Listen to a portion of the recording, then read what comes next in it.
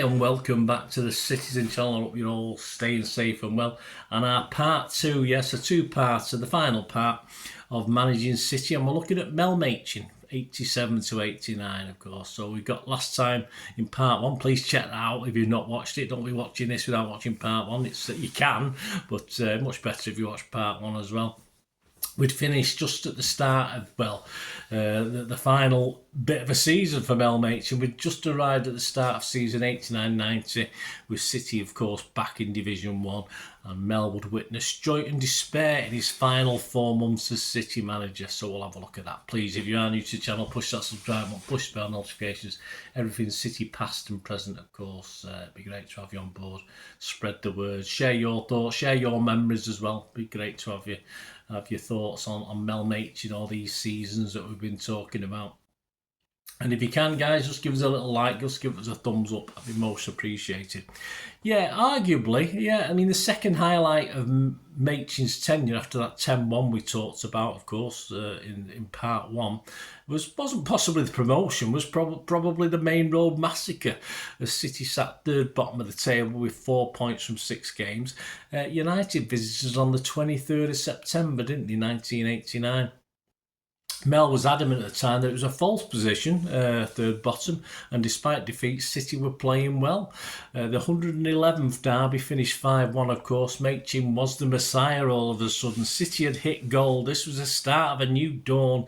Machin's Marvels, as we were now being called, went on next week and beat Luton as well, 3-1 at Main Road. A week later, the crowd was buoyant and noisy, about 20,000 down though on the derby crowd.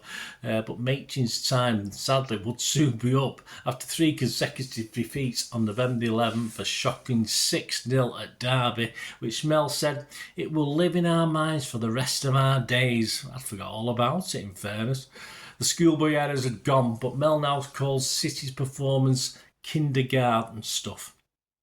On November 18th, a depressing 3-0 home defeat to Forest. Machin had added Colin Henry to the squad for this one. And November 22nd, a 1-0 loss at home to Coventry in the League Cup. By the time City travelled to Charlton on November 25th, it was widely reported that Machin was one poor result away from the chop. The 1-1 draw at the Valley didn't save him. On the 27th of November, Machin was sacked by chairman Peter Swales as the club were bottom of the division with 15 points from 15 games. We also went out the Zenith Data Cup. Yeah, oh, that's a shock. At Forest 2 days later. But Mel Potter was a bit relieved. Breathed a sigh of relief, probably, because table toppers Liverpool were next to visit Main Road. We actually lost that one 4-1, so it wasn't a total disaster. Well, it was, but it could have been worse. Tony Buck, aided by John Dean, of course, took temporary charge. Swales had cited that Machin had failed to connect with the fans and the pressure to sack him had come from the fans themselves.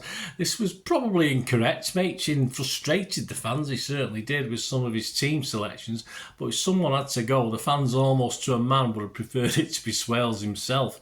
Had to wait a bit longer for that. In fact, it was arguable that though Machin had suffered the anger of Blues during his tenure, he had.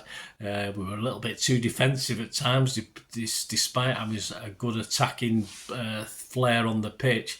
I mean, the main gripe, of course, with City fans was always going to be the use or non-use of favourite Paul Molden, of course. But at the time of his sacking, I think Machin was at his most appreciated.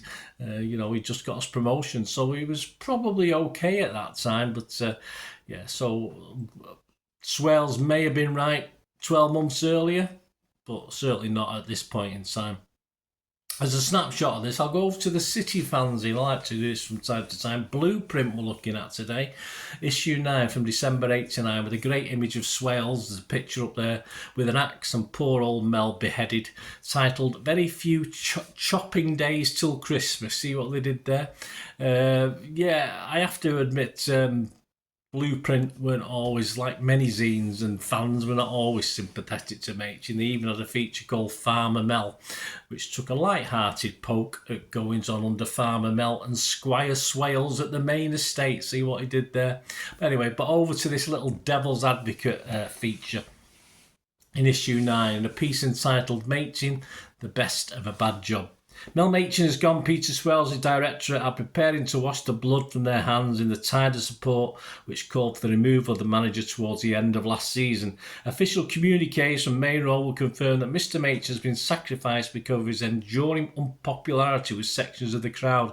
If the opinions of supporters counted for anything in the executive decision-making process, Peter Swells would not be at Manchester City and in a position to seek scapegoats. There certainly were critics of Machin in the crowd, and they have made themselves heard in fanzines on the terraces, but this was a move has come from the mass ranks of nervous directors, not necessarily Swells, anxious to avoid placing their investment in jeopardy. Relegation again would almost certainly spell the end for Manchester City on and off the field. Mel Machin must be very disappointed and a bitter man. Under his guidance, City have been promoted. He's been received at least one Bell's Manager of the Month award. He got 2. He convinced the board to part with £1 million for one player, and attendances have steadily increased. If only Alex Ferguson could achieve half as much with infinite resources. He hadn't done much by then. As a manager, has done all that was asked of him and will be recorded in the annals of Manchester City history as the manager of the time of the 10-1 and the 5-1 Main Road massacre. He brought financial stability to the club with the sale of Paul Stewart for an incredibly overinflated sum of money. He recruited Ian Bishop, Clive Allen, Andy Dibble to the City fold and stood by his conviction that Trevor Morley will prove to be a fine player. Ironically, Morley's absence in recent weeks is said to be a major factor in the collapse of form. Compared to other league managers, led the life of a monk and conspicuously failed to bring scandal or ridicule to the club. Fans called for his summary dismissal and worse at particularly distressing times. This cannot be denied.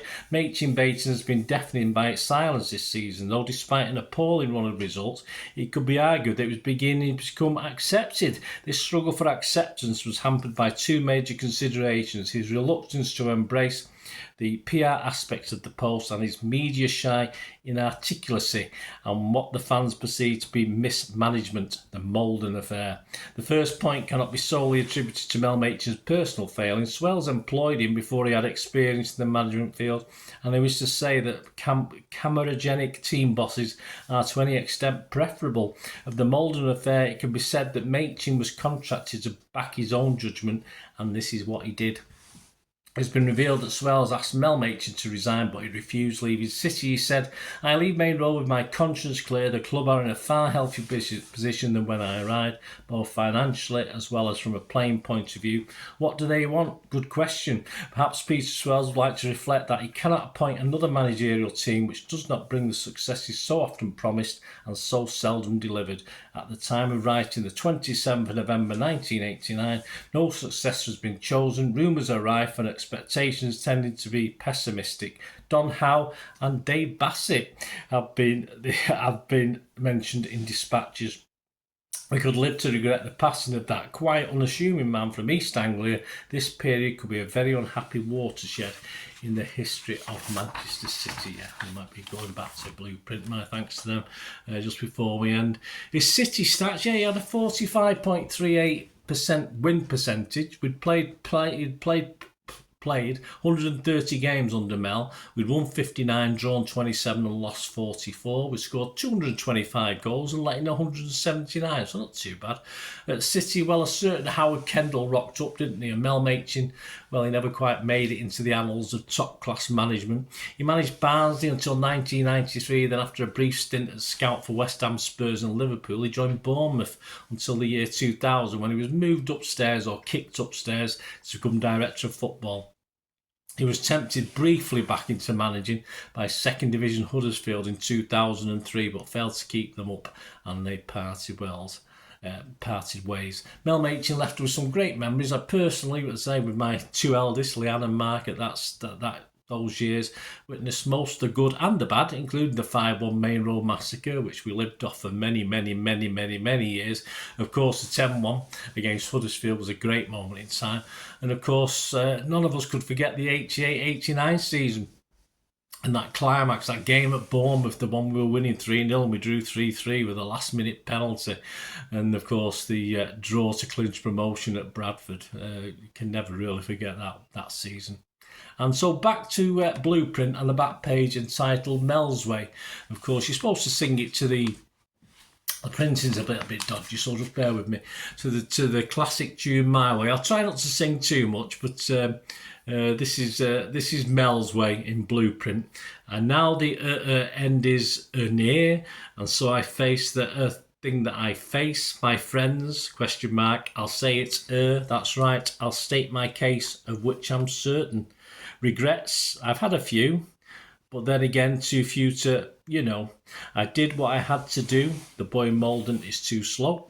And sat through it without much trouble. I planned each a thing, each careful step along the road to promotion. And Morley, much more than this, I did it my way. Yes, there were times, I'm sure you knew, when I bit off more than I could chew. Blackburn, for instance, Derby County. But through it all, when there was doubt, I thought, bollocks to you with your Machins out. I faced it all and I stood tall-ish and did it my way. I've loved, I've laughed and cried Bournemouth. I've had my fill, my share of losing. And now as the tears subside, I can honestly say that I don't find it even slightly amusing. Well, that's right, Brian, to think I did all that. And may I say, do what is it in a shy way. So what? I did my best. I did it my way. The record shows I took the blows and did it the way that I did it. That is my way. There you go, Mel's Way. So thanks to Blueprint.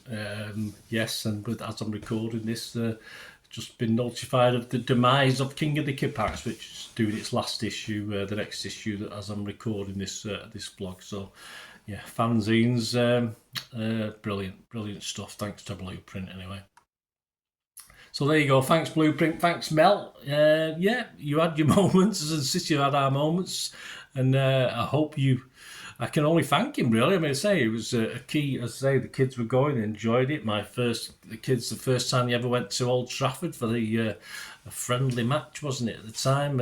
I can't remember. Was it Albiston? I can't remember who the friendly was now. Of course, it was an important time because my lad was going to his first games in these 3 seasons, and it's some cracking games, some cracking memories. So we enjoyed it. Any memories you've got as well, please let me know. And all I can say is thanks, Mel. Yeah, it certainly did have its moments.